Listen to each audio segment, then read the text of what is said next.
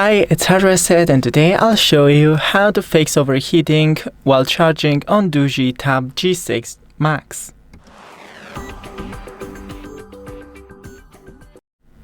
So first, make sure that you're using the original cable and a charger.